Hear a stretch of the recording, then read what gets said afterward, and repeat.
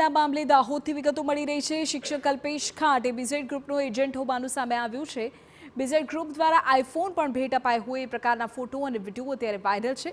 Social મીડિયામાં iPhone ભેટ આપ્યાની post કરવામાં આવી હતી, જે અત્યારે વાયરલ બની છે। જાલોદ બોનીબેન કન્યા શાળાનો શિક્ષક છે કલ્પેશ ખાંટ। કલ્પેશ ખાંટ એ શાળામાં છેલ્લા 6 માસથી ગેરહાજર હોવાની માહિતી છે।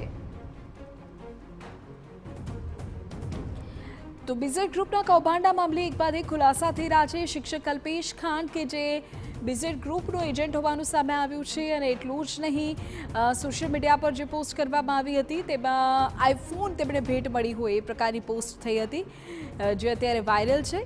આપ જાણી લો કે કલ્પેશ ખાંટ જે છે તે એક શિક્ષક છે અને જાલોદની બોનીબેન કન્યા શાળાનો શિક્ષક છે। જો કે મહત્વપૂર્ણ બાબત એ છે કે છેલ્લા 6 માસથી તે શાળામાં ગેરહાજર છે, ત્યારે આ મામલે આગામી શું કાર્યવાહી થાય છે તે જોવું રહેશે। અત્યારે તો એક બાદ એક ખુલાસા બીઝેડ ગ્રુપ સાથે જોડાયેલા થઈ રહ્યા છે। એજન્ટોને મળતી મોંઘી દાટ ગિફ્ટ્સ કે જેને લઈને માહિતી અત્યારે સામે આવી રહી છે।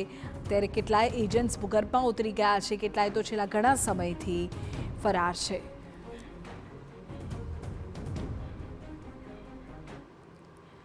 સમાચારમાં આગળ વધીએ। સુરેન્દ્રનગરથી માહિતી